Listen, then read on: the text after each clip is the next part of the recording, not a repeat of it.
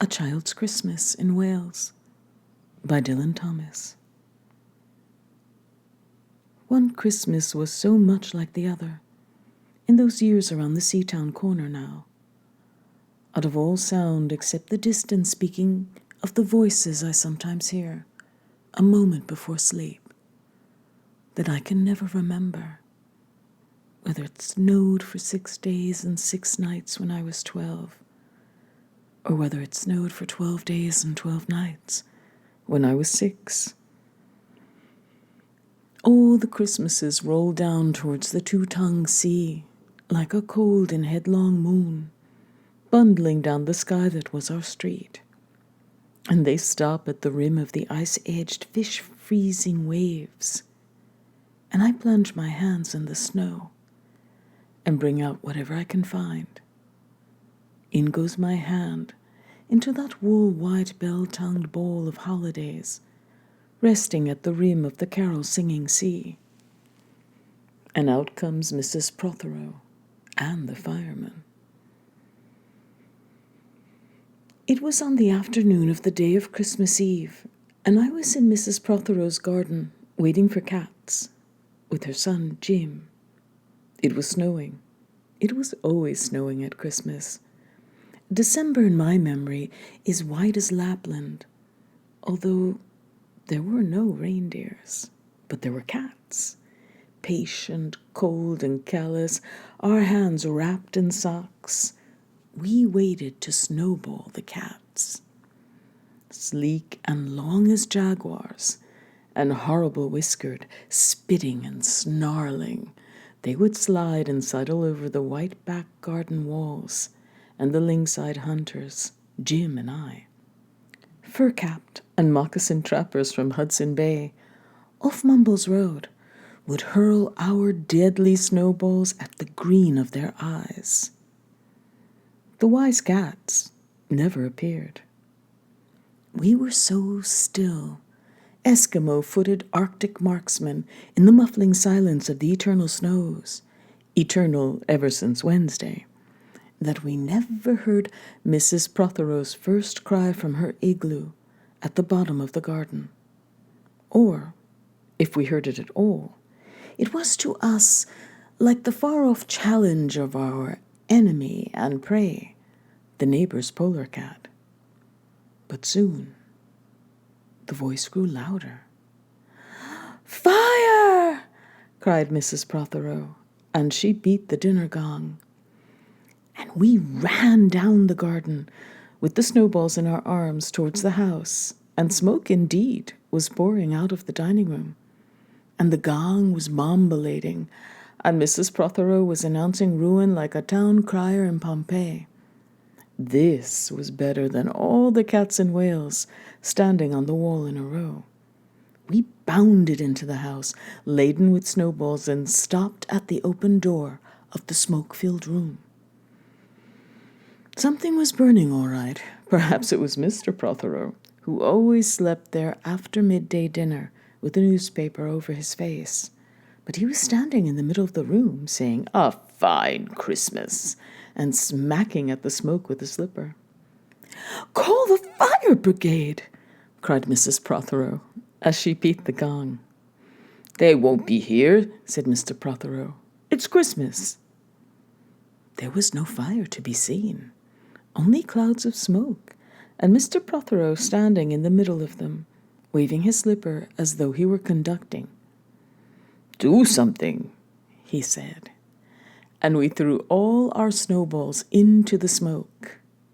I think we missed Mr. Prothero and ran out of the house to the telephone box.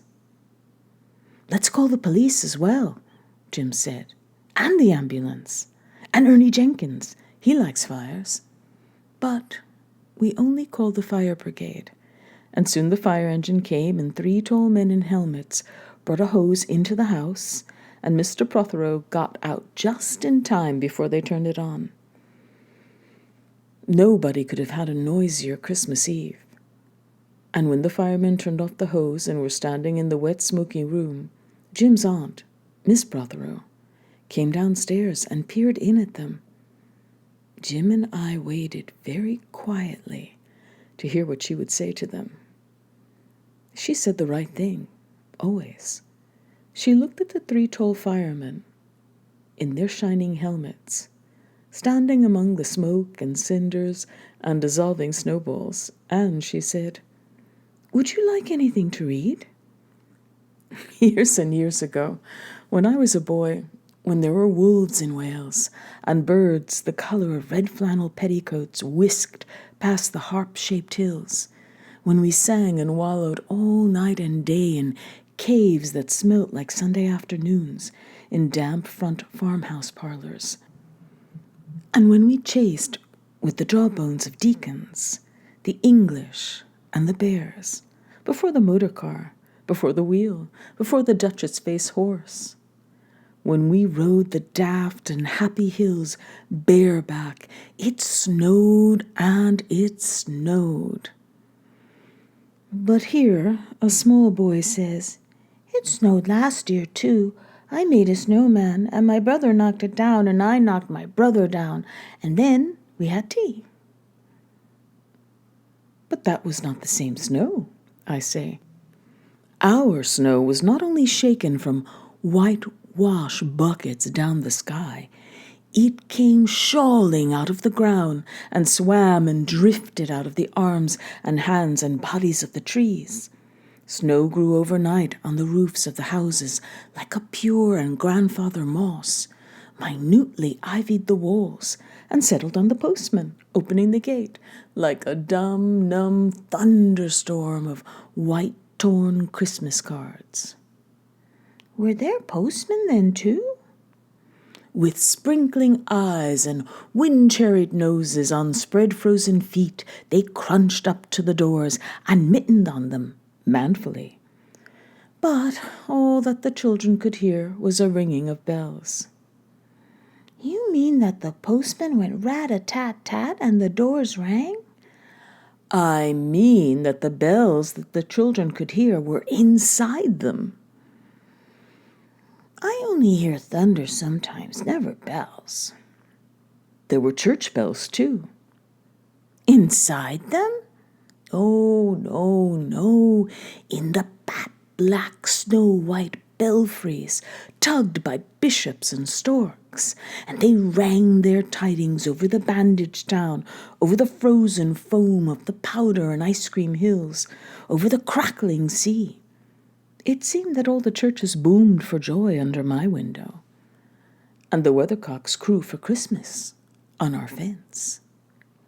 "Get back to the postman."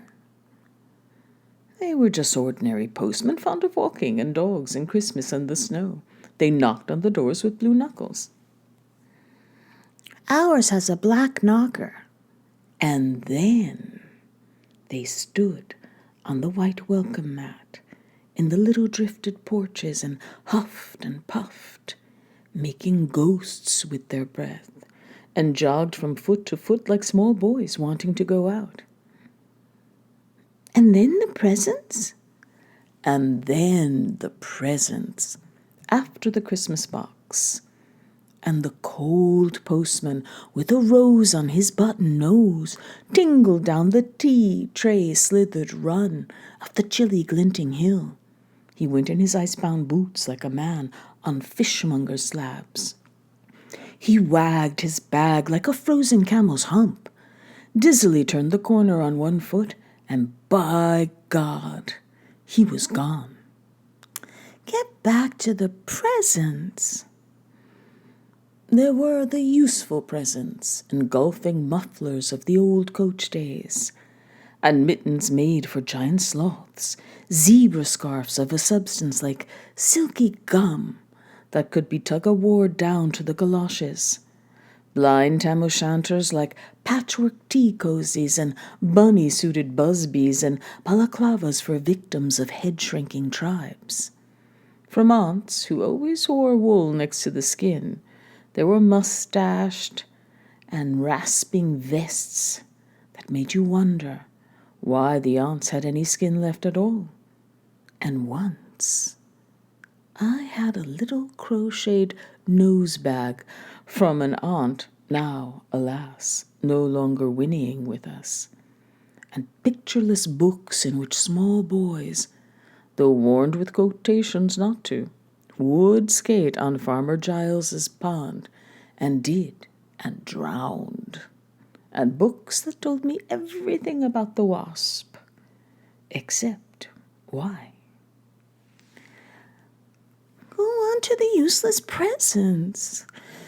Bags of moist and many-colored jelly babies, and a folded flag, and a false nose, and a tram conductor's cap, and a machine that punched tickets and rang a bell. Never a catapult.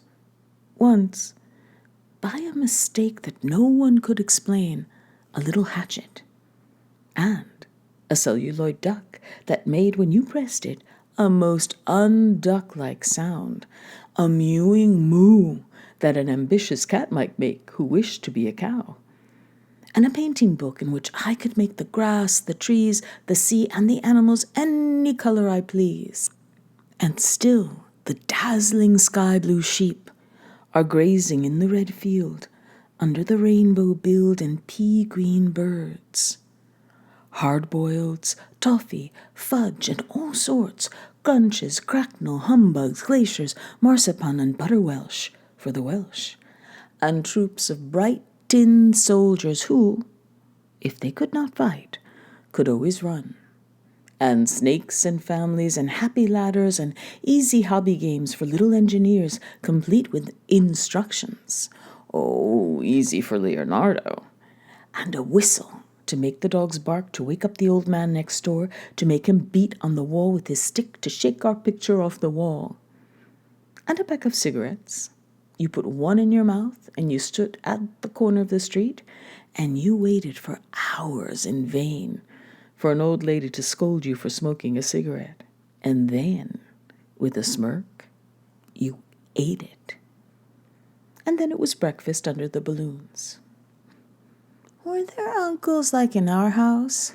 There were always uncles at Christmas, the same uncles, and on Christmas mornings the dog-disturbing whistle and sugar fags. I would scour the swathed town for the news of the little world, and find always a dead bird by the white post office, or by the deserted swings.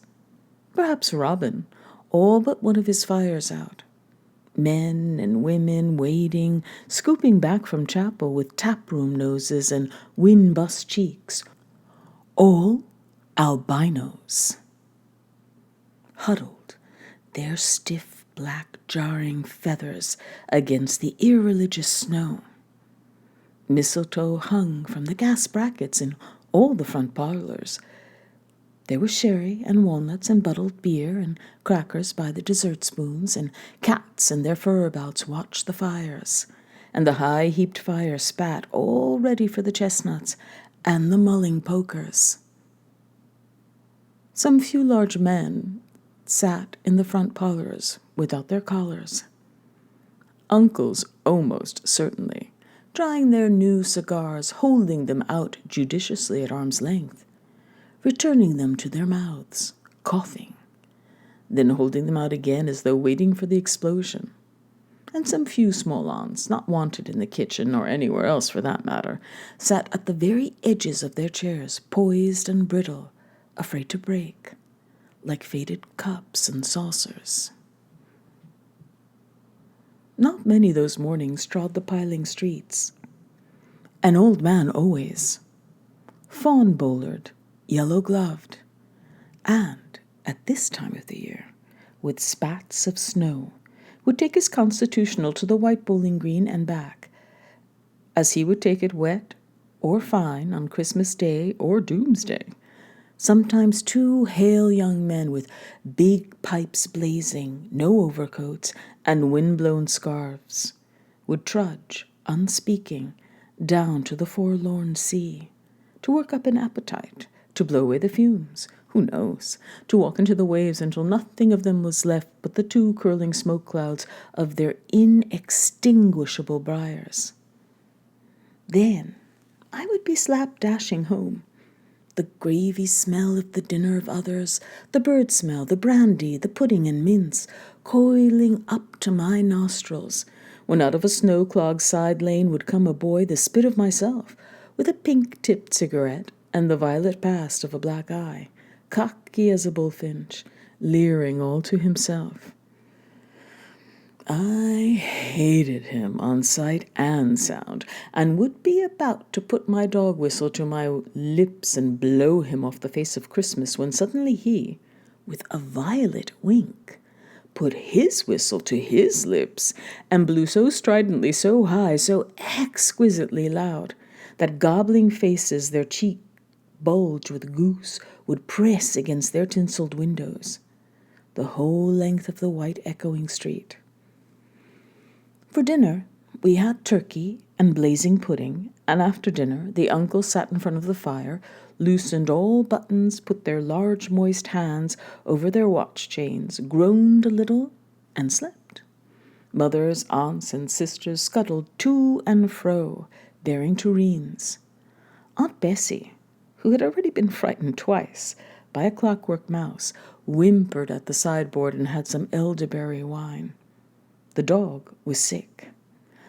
Auntie Dozy had to have 3 aspirins, but Auntie Hannah, who liked port, stood in the middle of the snowbound backyard, singing like a big-bosomed thrush. I would blow up balloons to see how big they would blow up to, and then, when they burst, which they all did, the uncles jumped and rumbled. In the rich and heavy afternoon, the uncles breathing like dolphins and the snow descending, I would sit among festoons and Chinese lanterns and nibble dates and try to make a model man-o'-war, following the instructions for little engineers, and produce what might be mistaken for a sea-going tram car. Or I would go out, my big, bright new boots squeaking into the white world, onto the seaward hill, to call on Jim and Dan and Jack, and to pad through the steel streets, leaving huge, deep footprints on the hidden pavements. I bet people will think there have been hippos. What would you do if you saw a hippo coming down our street? I'd go like this, bang! I'd throw him over the railings and roll him down the hill, and then I'd tickle him under the ear and he'd wag his tail. What would you do if you saw 2 hippos? Iron-flanked and bellowing he-hippos clanked and battered through the scudding snow towards us as we passed Mr. Daniel's house. Let's post Mr. Daniel's snowball through his letterbox. Let's write things in the snow.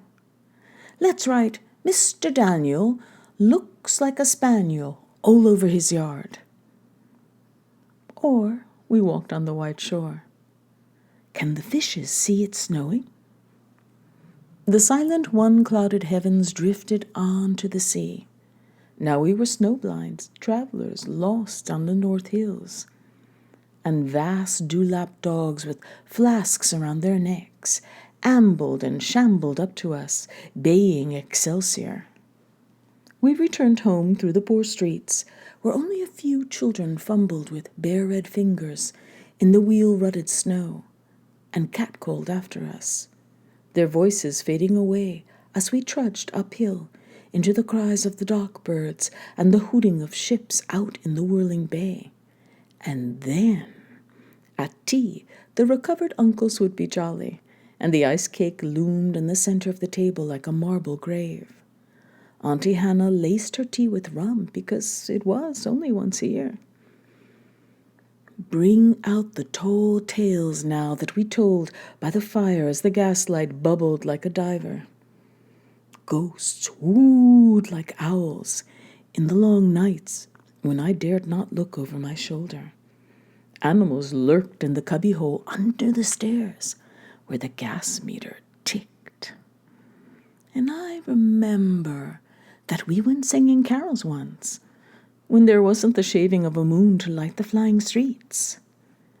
At the end of a long road was a drive that led to a large house, and we stumbled up the darkness of the drive that night, each one of us afraid, each one holding a stone in his hand in case, and all of us too brave to say a word.